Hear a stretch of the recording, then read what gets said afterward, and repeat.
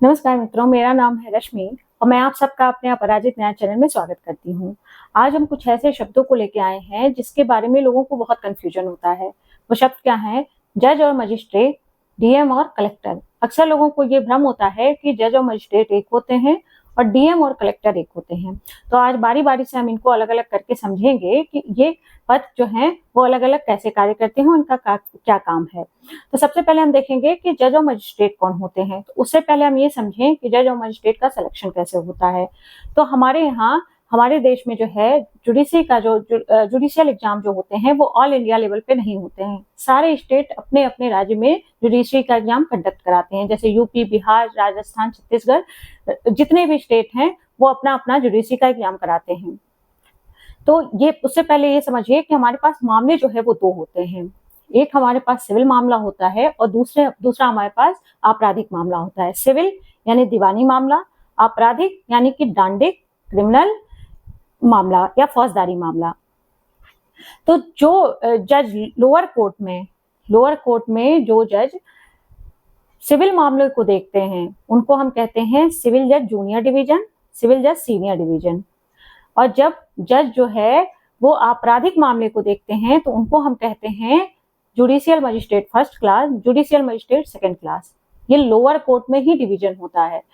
Lower court में civil मामला देखने वाले को सिविल जज जूनियर डिवीजन, सिविल जज सीनियर डिवीजन, और जब वो क्रिमिनल मामला देखते हैं तो उनको मजिस्ट्रेट कहते हैं। फिर हम ऐसे स्टेप बाय स्टेप बढ़ते चले जाते हैं और हम आते हैं डिस्ट्रिक्ट कोर्ट में। तो डिस्ट्रिक्ट कोर्ट में आपने देखा होगा कि जिला और सत्र न्यायालय, डिस्ट्रिक्ट एंड सेशन कोर्ट। यहाँ जो है डिस्ट्रिक्ट और सेशन कोर्ट जो होते हैं, जो सिविल मामला देख रहे होते हैं जो जज, उनको कहते हैं डिस्ट्रिक्ट जज, और जो क्रिमिनल मामला देख रहे होते हैं उनको कहते हैं सेशंस जज। जो सिविल देखते हैं उनको कहते हैं डिस्ट्रिक्ट जज, और जो क्रिमिनल देखते हैं उनको सेशंस जज या सत्र न्यायाधीश कहते हैं।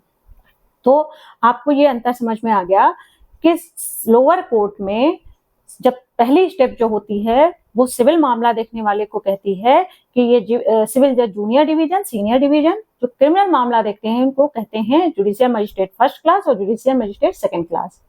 फिर जब सेशन कोर्ट में चले जाते हैं तो यहाँ दोनों जज हो जाते हैं। एक को डिस्ट्रिक्ट जज कहते हैं जो सिविल मामला देखते हैं, और जो क्रिमिनल मामला देखते हैं उनको सेशन जज कहते हैं। फिर हम आते हैं हाई कोर्ट और सुप्रीम कोर्ट में। तो हाई कोर्ट के लिए एक एग्जाम कंडक्ट होता है जिसको कहते हैं हायर जुडिशरी का एग्जाम। तो चाहे तो आप जो है हायर जुडिशरी का एग्जाम डायरेक्ट देके जो उसकी जो एलिजिबिलिटी है उसको पूरा करते हुए आप हायर जुडिशरी का एग्जाम देके डायरेक्ट हाई कोर्ट में जाएं, या step by step lower court से बढ़ते हुए हाई कोर्ट में जाएं। तो जब हाई कोर्ट में और सुप्रीम कोर्ट में जो जज बैठते हैं उनको न्याय की प्रतिमूर्ति कहा जाता है। उनको कहा जाता है कि इनका होना ही जो है वो न्याय है, तो इनको कहा जाता है जस्टिस। हिंदी में इसको कहते हैं जस्टिस का शब्द हिंदी मीनिंग है न्याय, तो इनको कहा जाता है न्यायमूर्ति।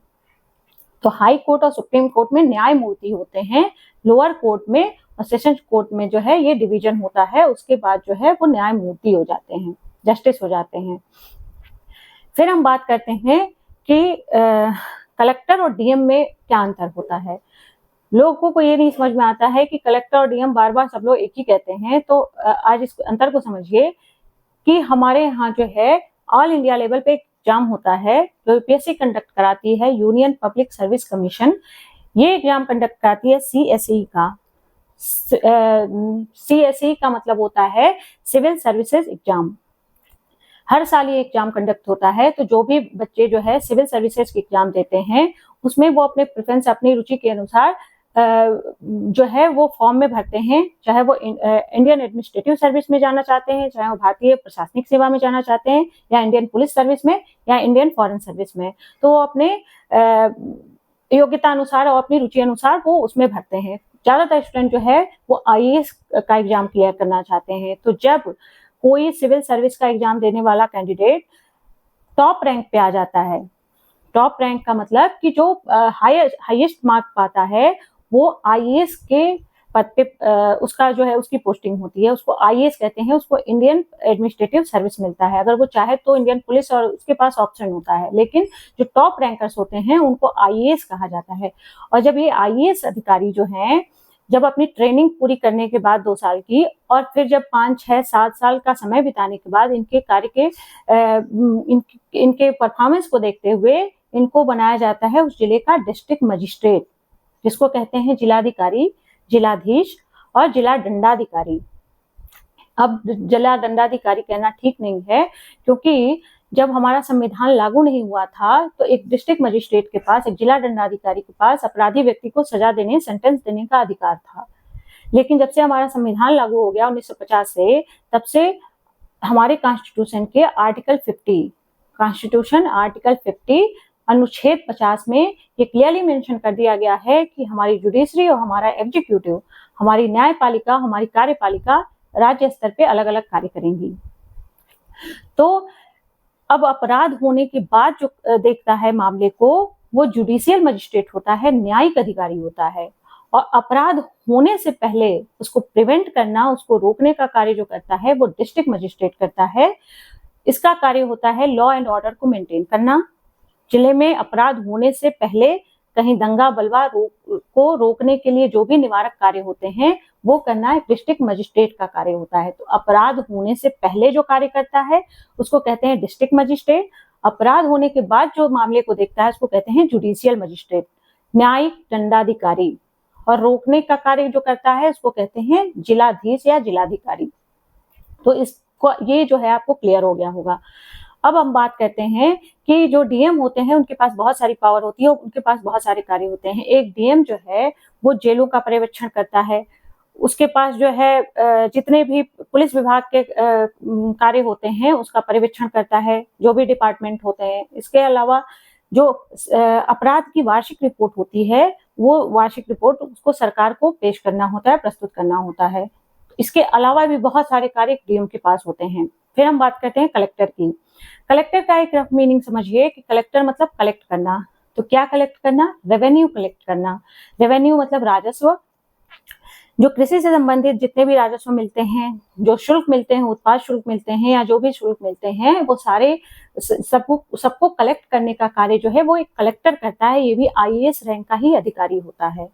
आईएएस रैंक के अधिकारी को जब कलेक्टर बनाया जाता है तो उसका कार्य जो है वो रेवेन्यू डिपार्टमेंट में सबसे हेड होता है, वो रेवेन्यू डिपार्टमेंट का मुखिया होता है। तो कलेक्टर के पास बहुत सारी पावर्स होती है। अब तो रेवेन्यू के मामले इतने नहीं रह गए हैं, तो एक कलेक्टर जो है वो डिजास्टर मैनेजमेंट, आपदा प्रबंधन का कार्य, इसके अलावा भू राजस्व से संबंधित जितने भी कार्य होते हैं, भू अभिलेखों से के रख रखाव से संबंधित जो कार्य होते हैं, वो सारे कार्य करने का जिम्मा जो है वो कलेक्टर के पास होता है। तो डीएम जो प्रशासनिक कार्य करता है, कलेक्टर जो राजस्व से संबंधित मामलों को देखता है। तो अब इसमें आप कंफ्यूज ना होइएगा कि डीएम और कलेक्टर में क्या अंतर है। एक पीसीएस लेवल का अधिकारी भी जब अपनी सर्विस के 20-25 साल गुजार लेता है, करीब 20 साल के बाद, तो उसको भी जो है डिस्ट्रिक्ट मजिस्ट्रेट बनाया जा सकता है। लेकिन ज्यादातर मामलों में ऐसा होता है कि जो पीसीएस लेवल का अधिकारी है वो एसडीएम, सब डिविजनल मजिस्ट्रेट होकर ही रिटायर हो जाता है। तो डीएम और कलेक्टर में आपको अंतर समझ में आ गया। फिर एक बार मैं रिपीट कर दूं कि जो लोअर कोर्ट में सिविल मामला देखता है उसको हम कहते हैं जज, जूनियर डिवीजन, सीनियर डिवीजन। और जो क्रिमिनल मामला देखता है उसको कहते हैं मजिस्ट्रेट, फर्स्ट क्लास और सेकंड क्लास। जब वो डिस्ट्रिक्ट लेवल पे आते हैं तब उनको हम कहते हैं सिविल मामला देखने वाले व्यक्ति को हम कहते हैं डिस्ट्रिक्ट जज, और जो क्रिमिनल मामला देखते हैं उनको कहते हैं हम सेशंस जज। जब ये हाई कोर्ट और सुप्रीम कोर्ट में चले जाते हैं तो इनको हम कहते हैं जस्टिस, न्यायमूर्ति। डीएम जो होता है वो राज्य के प्रशासन को संभालने का कार्य, लॉ एंड ऑर्डर को मेंटेन करने का कार्य एक डीएम के पास होता है। अपराध होने से पहले का कार्य उसके पास होता है, उसको रोकना, उसको प्रिवेंट करना। और जो कलेक्टर होता है वो रेवेन्यू डिपार्टमेंट का हेड होता है, रेवेन्यू के सारे कार्य उसके जिम्मे होते हैं। तो डीएम, कलेक्टर, जुडिशियल मजिस्ट्रेट और डिस्ट्रिक्ट मजिस्ट्रेट में अब आपको कोई कंफ्यूजन नहीं होगा, मुझे लगता है ऐसा। अगर फिर भी कोई कंफ्यूजन है तो आप कमेंट बॉक्स में पूछिए, मैं आपका जवाब दूंगी। नमस्कार।